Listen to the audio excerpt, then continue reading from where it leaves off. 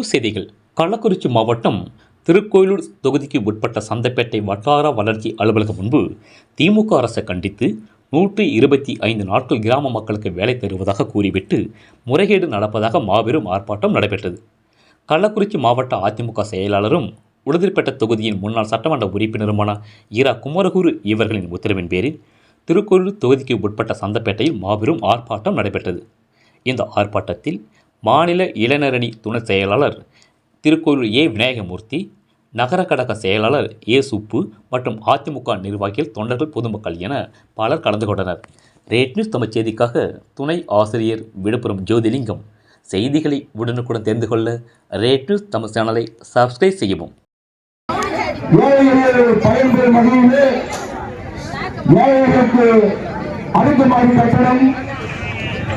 வாகனம் இல்லாதவருக்கு 25,000 பணம் கொடுத்து வாகனம் வாங்கி தருகின்ற சூழல். அதில் தங்களால் பணம் கட்ட இயலவில்லை என்று சொன்னாலும் அந்த கடனை அரசாங்கத்தை ஏற்கும் என்று சொல்லியிருக்கின்றார். அதே போல் பாருங்கள், எந்த திட்டமாக இருந்தால் அவசரமாக நிறைவேற்றுகிறார்கள்.